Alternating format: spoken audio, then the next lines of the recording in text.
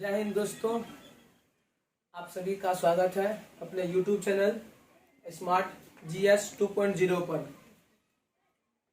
आप सभी को हमने अभी से पिछले वीडियो में नाउन का और भी पार्ट्स पढ़ा चुका हूँ, मिल गया आप लोगों को। और आज हम लोग चलेंगे नाउन का थर्ड पार्ट।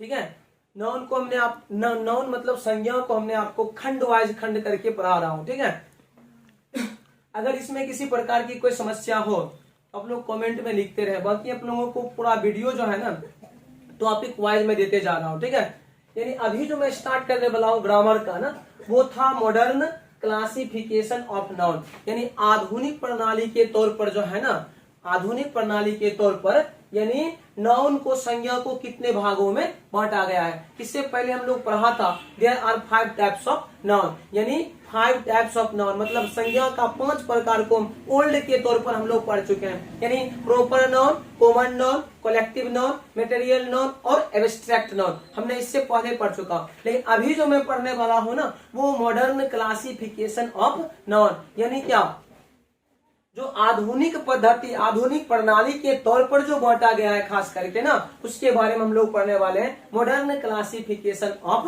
नाउन, संज्ञा को आधुनिक प्रणाली के तौर पर कितने भागों में बांटा गया है। ठीक है, तो हम लोग जानते हैं इसके बारे में। ठीक है, there are mainly 3 types of noun according to modern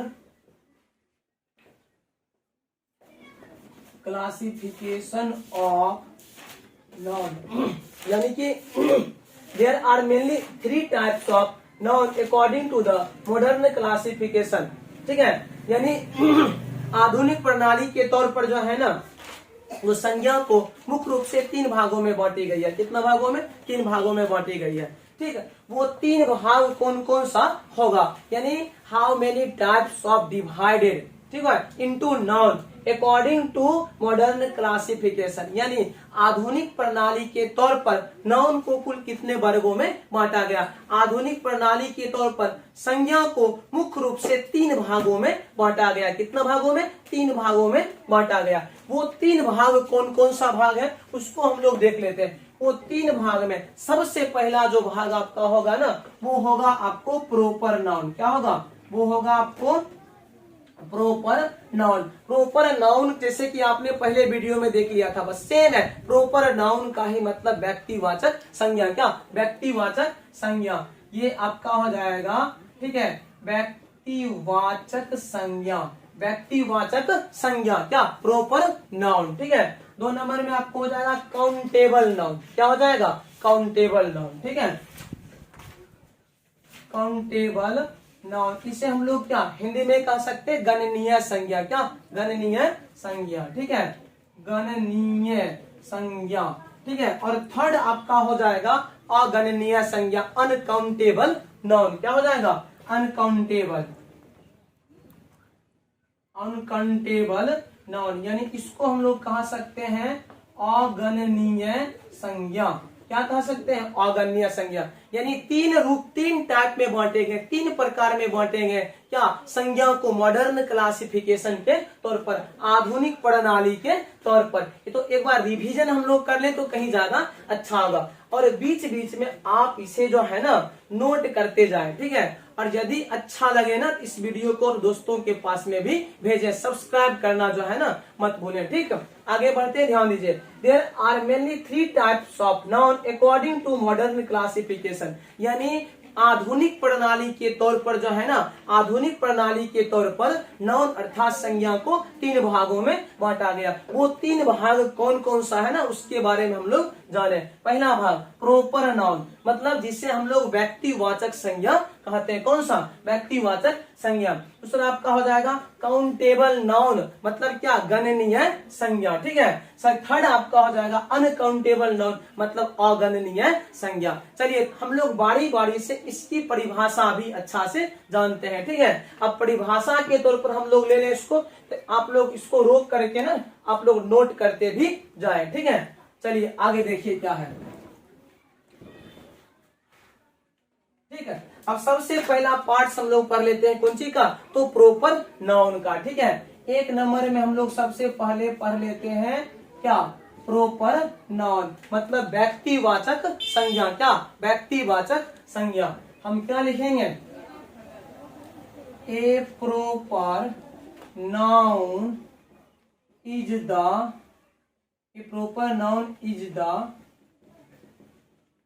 particular person, animals, place or things। ठीक है। A proper noun is the noun is the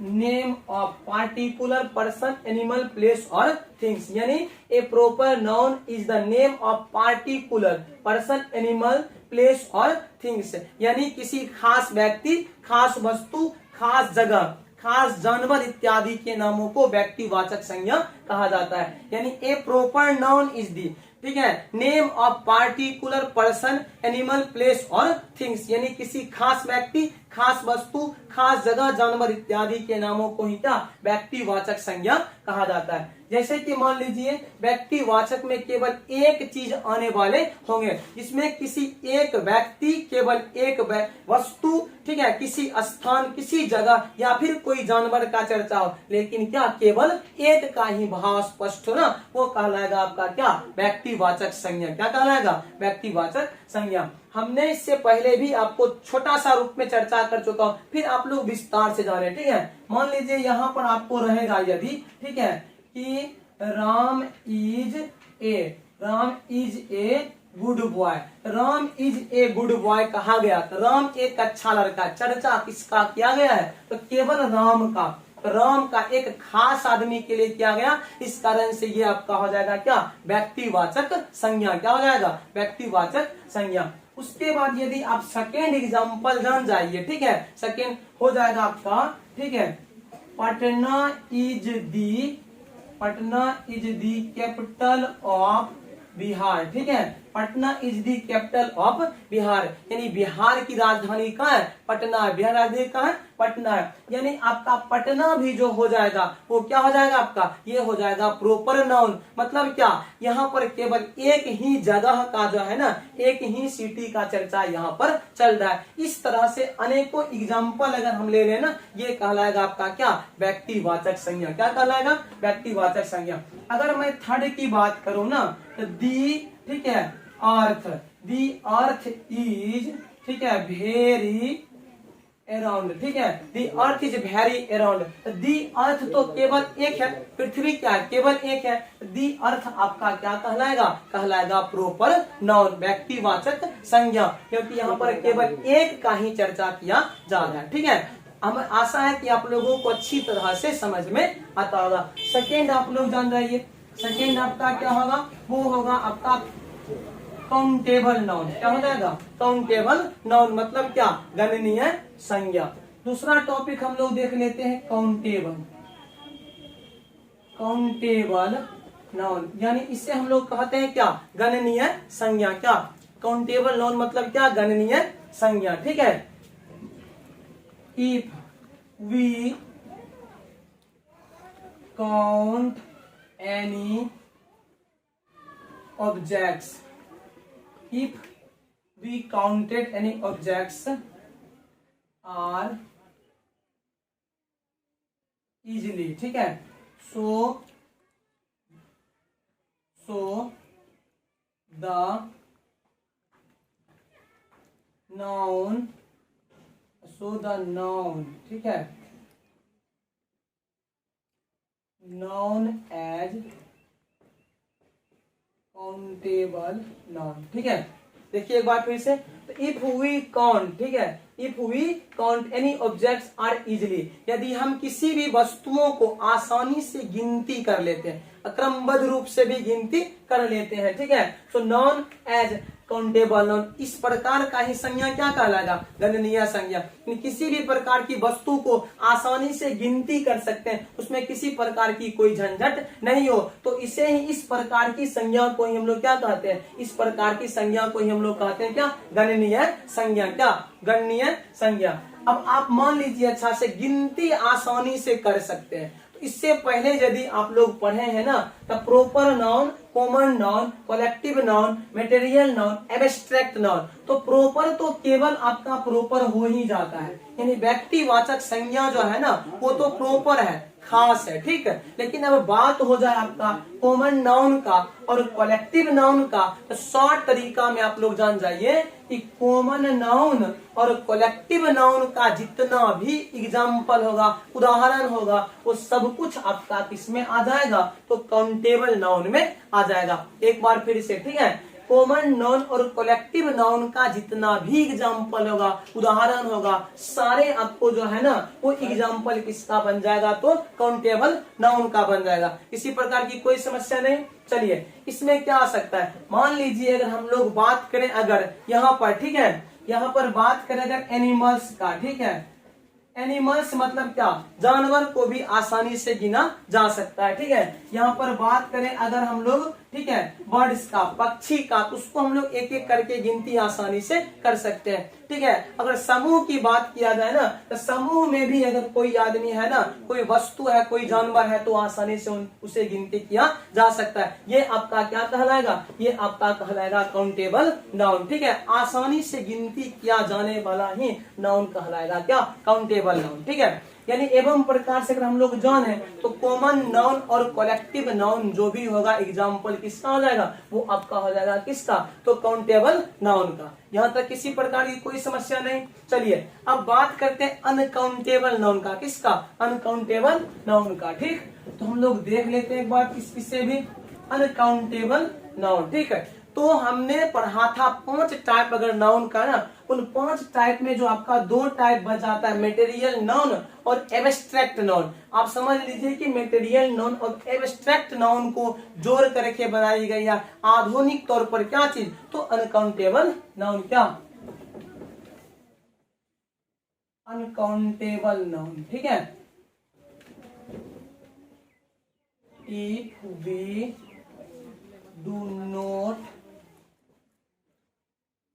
counted any object easily, so this type of noun known as